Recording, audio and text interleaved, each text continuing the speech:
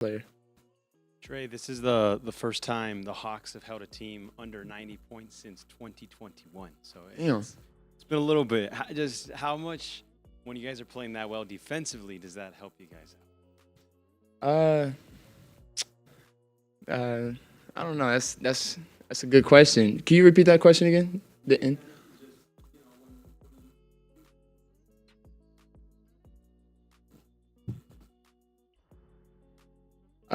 No, I mean that's a great question. I mean, to be honest with you, like I've always been a part of really, really good offenses, and the defense has been something that we've struggled with over the years. So to have a game like we did tonight, just shows the growth that we've made as a team.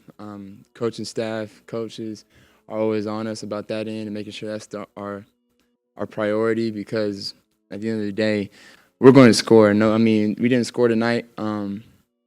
We didn't need to because of our defense, but we're going to score. You saw it last night. We just got to be able to get stops and find ways to get stops. Um, but yeah, it definitely shows the growth that our team has had and our mindset that we have on this team. And we got to keep it going. It's one game.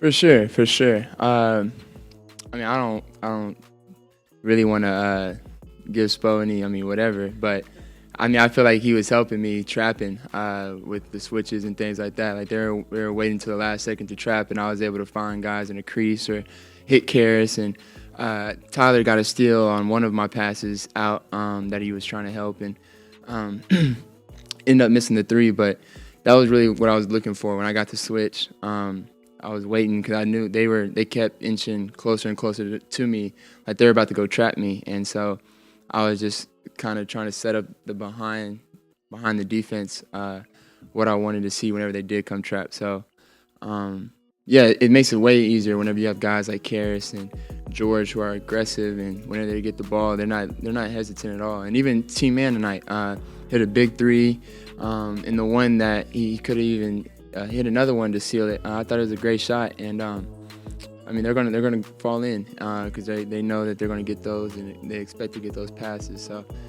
the more we continue to play with each other, the more that those type of shots will go in. And so, but yeah, it's. I have a question. Let's talk about that block shot. Yeah, Bob. First, congrats too on being announced in the Hall of Fame here in Georgia. That's a big honor. So. I ain't been able to tell you that in person, so congrats on that. Forget my block that I had that a lot of people like to forget that I do sometimes. So, but that was good too. Trey, you have a night like tonight where you only score 11 points, but the team still comes out with a victory. You got 5 players in double figures. Mm-hmm. What does that say about a team game and your team game overall tonight? Yeah, I mean, everybody was ready to play. Everybody really contributed, not just in points. Everybody contributed. I don't even think Dyson really scored that much, but you just felt his presence on the defensive end and things like that. And I mean, there's a lot of ways that you can win a game, and we just did it on the defensive end tonight. Trey, I wanted to ask you about Onyeka's three-point shooting. It looked like even after that second one that he hit, that he was kind of like surprising himself. What have you seen out of his shooting from the corner and just from three overall, and what do you like about it? Yeah, he's been always been shooting really well this year. Been very confident when he shoots. I think that's part of being a really good shooter is having confidence. You look at the best shooters, they have the most confidence in their shot, and I think O is just you can tell he's worked on it in the summertime and things like that, and with Epe and some of the coaches that we have here. So you can tell he's very confident.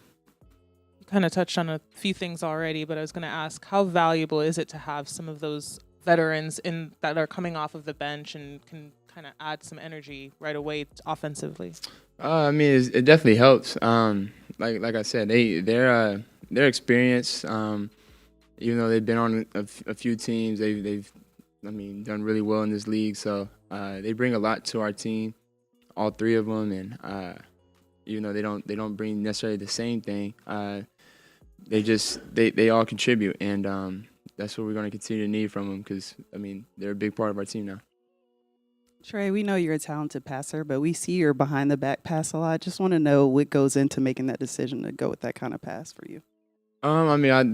Behind the back pass, it's a quicker way for the ball to get to my teammate. That's one reason, and then also just understanding that my man is on my hip, and then usually the guy who I'm passing to, his defender is in front of me. So instead of me picking it up and showing him that I'm passing it to him, I'm able to pass it behind my back. And I've worked on that growing up my whole life, so this is very routine now. You're a couple of weeks into it now, but what's it like playing with somebody like George, who's as aggressive a pick and pop player as maybe you've played with in a few years? For sure, he's like a stretch four like bogey kind of, like where he lets it go. Like as soon as he catches it, he feels like it's going in, and everybody around him feels like every shot that he shoots on a three is going in. And I loved it. I mean, I think he took early in the game he took a transition three, and it didn't go in. But it's just those type of shots that are aggressive that make the defense think that every time you catch the ball, you're going to let it fly. And that ultimately helps him make shot face and get to the paint and then make drop-offs and things like that. So he's just a smart player. I mean, I've been a fan of him since he was at Iowa State and things like that. So, yeah, he's such a cerebral player.